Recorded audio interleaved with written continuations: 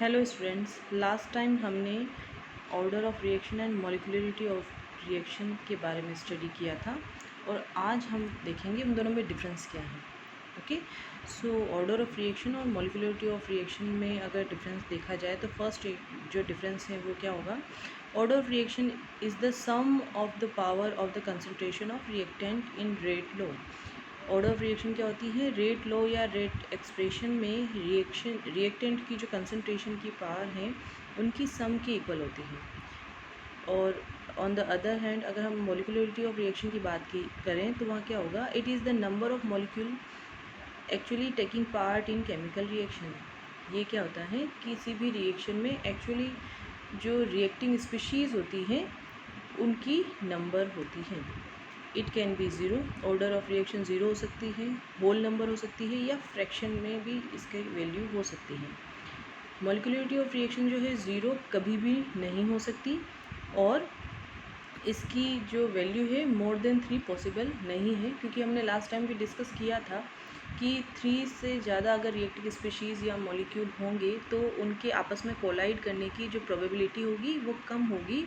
तो इस तरीके से रिएक्शन होने की जो पॉसिबिलिटी है वो भी थोड़ी डिक्रीज़ हो जाएगी। और अगर नेक्स्ट पॉइंट डिस्कस करें तो जो मॉलिक्यूलरिटी ऑफ रिएक्शन की वैल्यू है वो हमेशा एक होल नंबर होगी, कोई फ्रैक्शन में नंबर पॉसिबल नहीं है। नेक्स्ट है, it is an experimental value and can be determined from the reaction rate equation. Order of reaction जो है क्या है, एक एक्सपेरिमेंटल वैल्यू है और रिएक्शन के रेट इक्वेशन से डिटरमाइन की जा सकती है। जबकि मॉलिक्यूलरिटी ऑफ रिएक्शन क्या है, एक थ्योरेटिकल वैल्यू है और इसे हम डिटरमाइन कर सकते हैं रिएक्शन की रेट डिटरमाइनिंग स्टेप्स। ओके, तो इस टाइप से आपने अभी देखा कि किसी भी रिएक्शन की ऑर्डर और मॉलिक्यूलरिटी में क्या डिफरेंस होता है। नेक्स्ट आपके टॉपिक हम डिस्कस करने वाले हैं factors affecting rate of reaction. इसमें फर्स्ट फैक्टर है नेचर ऑफ रिएक्टेंट।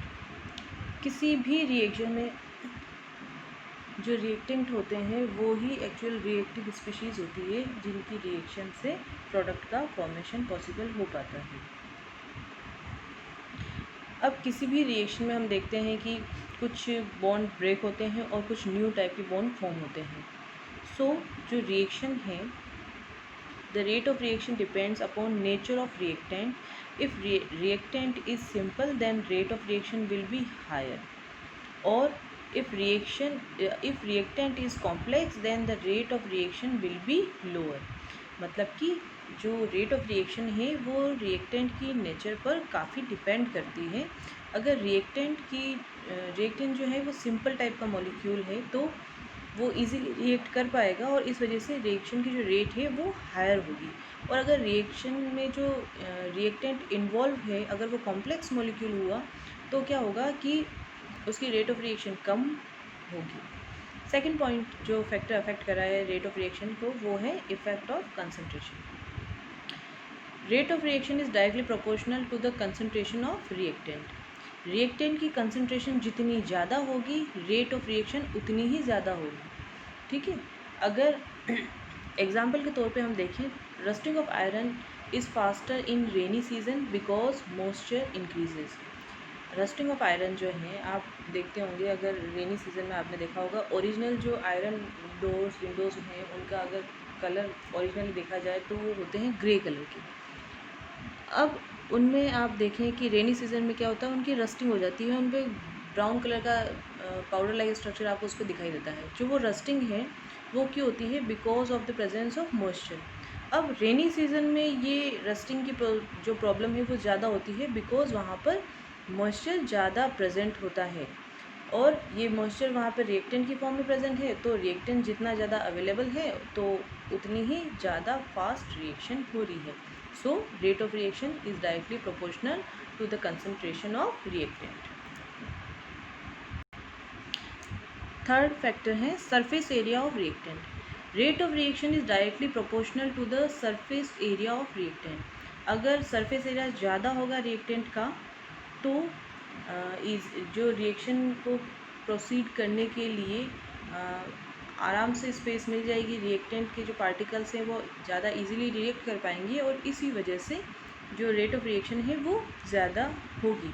एग्जाम्पल के तौर पे देखें, अगर कोल्ड पार्टिकल्स को आपने देखा होगा तो उसमें जो स्मॉल पार्टिकल्स या पाउडर है वो ज़्यादा इजीली बर्न कर जाते हैं बजाय बिग जो पार्टिकल्स है या बिग कोल के जो आपने देखे हो पीसेस, तो वहाँ पर साइज़ जितना छोटा होगा तो सरफेस एरिया उतना ही ज़्यादा अवेलेबल होगा और इसी वजह से जो रिएक्टेंट है उतनी ईजिली रिएक्ट करेगा और उसी वजह से रेट ऑफ रिएक्शन भी उतनी ही हायर होगी। फोर्थ फैक्टर है catalyst. Substance that affect the rate of reaction but remains chemically unchanged during the course of reaction is known as catalyst and the process is called catalysis। ऐसे substance जो किसी भी reaction की rate को affect करते हैं लेकिन chemically खुद अनचेंज्ड रहते हैं, वो सब्सटेंस कहलाते हैं कैटलिस्ट और इस प्रोसेस को क्या बोलते हैं, कैटेलाइसिस।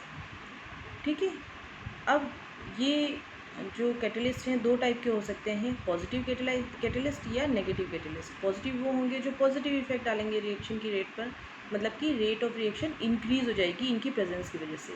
और नेगेटिव कैटलिस्ट वो होते हैं जो कि किसी भी जो रिएक्शन है उसकी रेट को डिक्रीज़ कर सकते हैं। अगर एग्जांपल के तौर पे देखें, जो अमोनिया का प्रोडक्शन होता है हेबर्स प्रोसेस से, जहाँ नाइट्रोजन और हाइड्रोजन कंबाइन होकर अमोनिया का प्रोडक्शन करते हैं, तो वहाँ पर आयरन प्रेजेंट होता है as a catalyst. Okay, next factor है temperature. Temperature also affects the rate of reaction. Most of the chemical reaction are accelerated by increase in temperature. अधिकतर जो रिएक्शंस हैं वो क्या होती हैं, टेम्परेचर में इंक्रीज़ की वजह से उनकी जो स्पीड है वो भी बढ़ जाती है, वो जो रेट ऑफ रिएक्शन है वो भी ज़्यादा हो जाती है। For a chemical reaction with rise in temperature by 10 degree Celsius the rate constant is nearly double.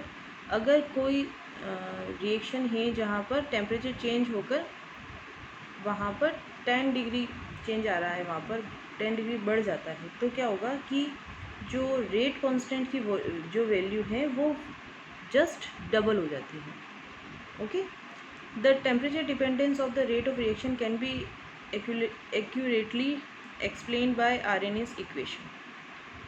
Temperature पर रेट ऑफ रिएक्शन की जो डिपेंडेंस है वो हम इजीली एक्सप्लेन कर सकते हैं आरएनएस इक्वेशन से। आरएनएस इक्वेशन क्या है, K is equal to a e to the power minus e a upon r t, ये कहलाती है आरएनएस इक्वेशन, जहाँ K है रेट कांस्टेंट, A है Arrhenius factor, okay, e a is the activation energy for, जो किसी भी reaction को एक्टिवेट करने के लिए जो एनर्जी रिक्वायर्ड है वो होती है, आर है गैस कांस्टेंट और टी जो है वो है टेम्परेचर। तो इस टाइप से आप देख सकते हो कि जो रेट कांस्टेंट है वो टेम्परेचर पर डिपेंड करता है। अब ऑब्वियसली बात है, जब रेट कांस्टेंट इस पर डिपेंड कर रहा है तो किसी भी रिएक्शन की जो रेट है वो भी टेम्परेचर पर डिपेंड करेगी। ठीक है, और इसी टाइप से हमने सारे जो फैक्टर्स हैं जो भी किसी केमिकल रिएक्शन की रेट को अफेक्ट कर सकते हैं वो हमने डिस्कस किए हैं। बाकी के टॉपिक हम नेक्स्ट क्लास में डिस्कस करेंगे।